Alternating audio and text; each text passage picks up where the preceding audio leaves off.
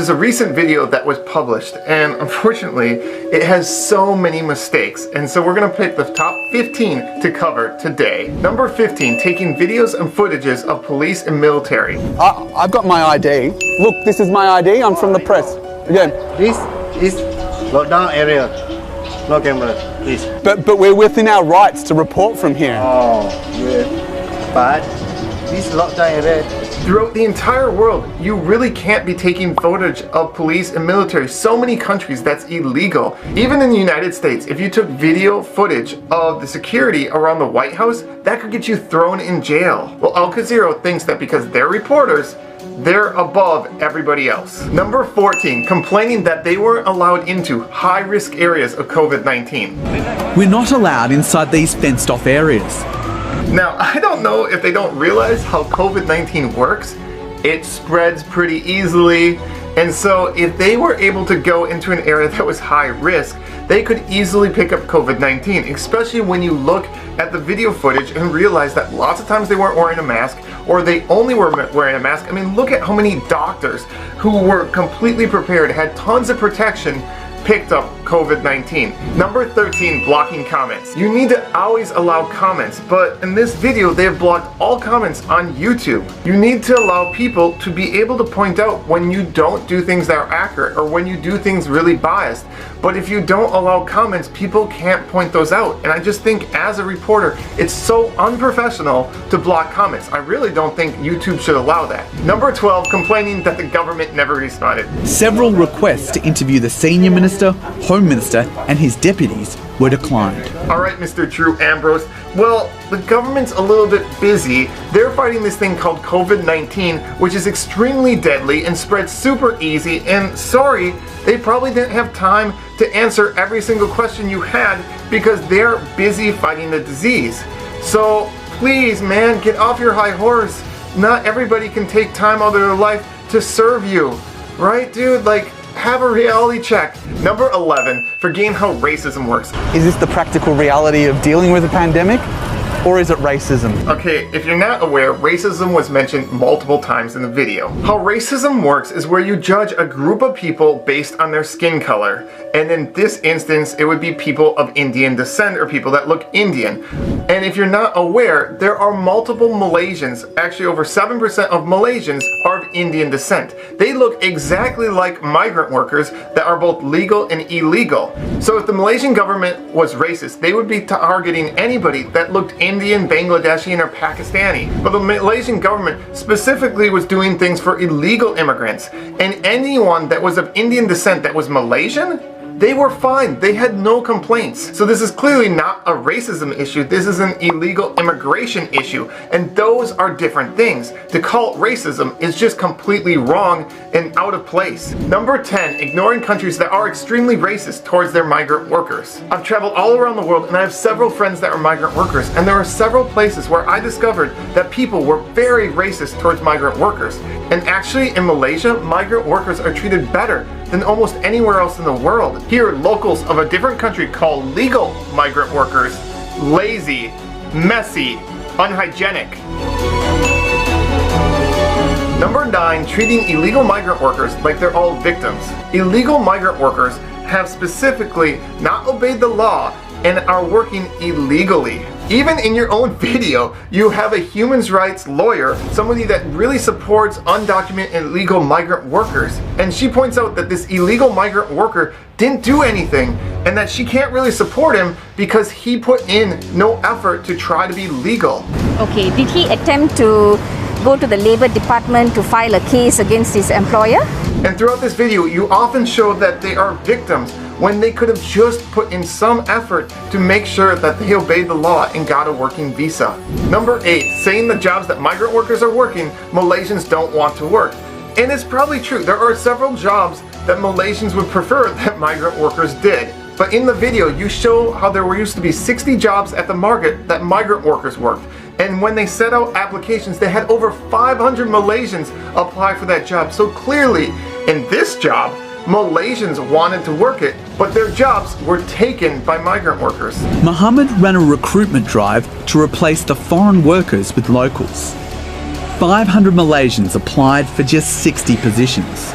Number Number 7, never acknowledging that illegal migrant workers put the entire country at huge risk for COVID-19. See, illegal migrant workers are working illegally. It's in the name. And because they're working illegally, they're not registered. The government doesn't even know if they're probably in the country or where they live or who they work for, and there's no way to track them. And so with COVID, it's so important to track and trace everybody that gets COVID. For example, look at what China did and what Taiwan did and what South Korea did and Japan.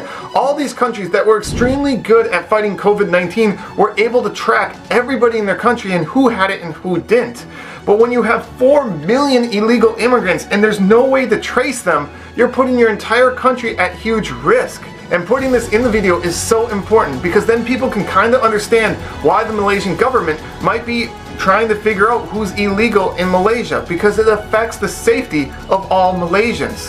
Number 6, acting like sitting in the sun and getting questioned about if you're legally working in Malaysia is like the worst thing in the world. He says his whole family, including his son and daughter, were handcuffed and chained together with other children and the elderly under the hot sun.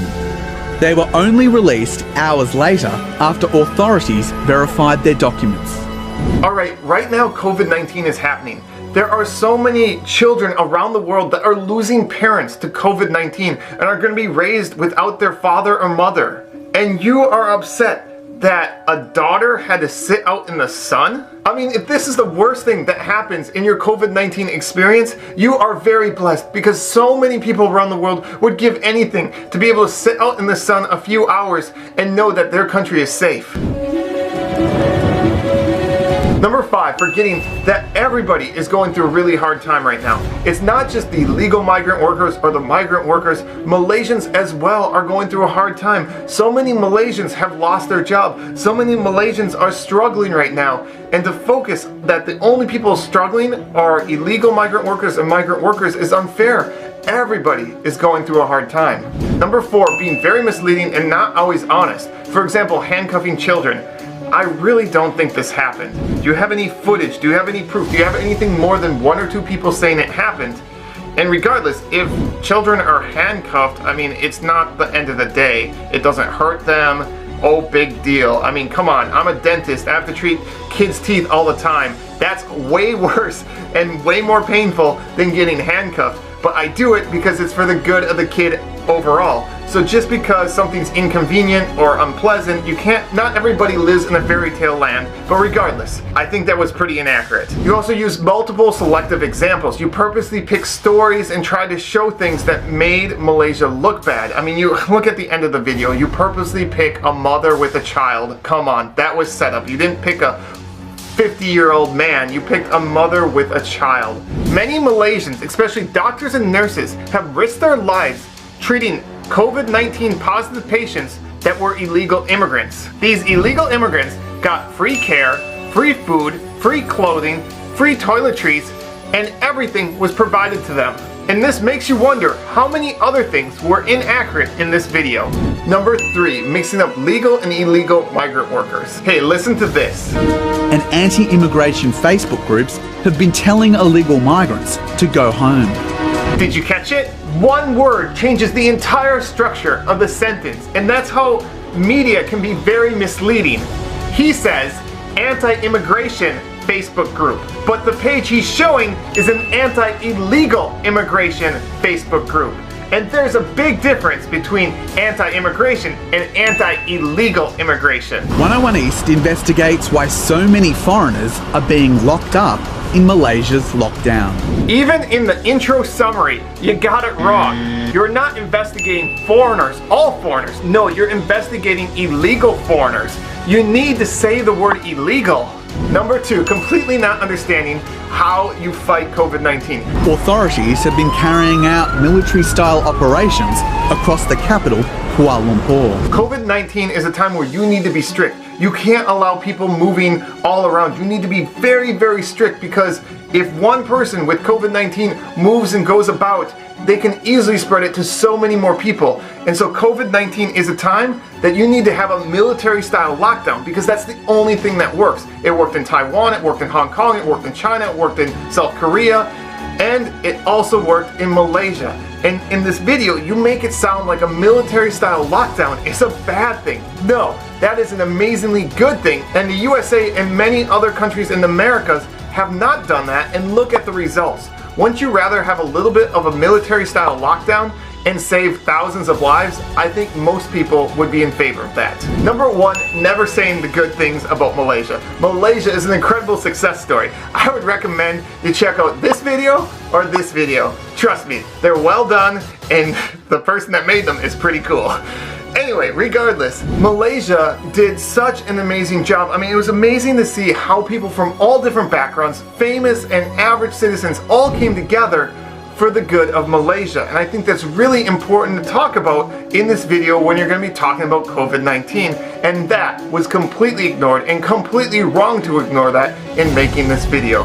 So those were my top 15 things that were mistakes in Malaysia's lockdown video. Did I miss anything? Let me know in the comments, and don't worry, I will keep comments on. And on a personal note, I'm just really, I guess, disappointed that a major media source would basically make things that were very biased, very inaccurate, and not do the proper research, and not even really understand how COVID-19 works, because many of the things that actually help prevent COVID-19, they said were wrong. And if you look at the data and results, obviously it's working in Malaysia and it's working in other Asian countries. And so at a time when people are really suffering and dying, you shouldn't be picking out because some people had to sit out in the sun or were uncomfortable. Let's look at the bigger results. Lives were saved, and if a few people had to be uncomfortable to save a few lives, I think it was definitely worth it.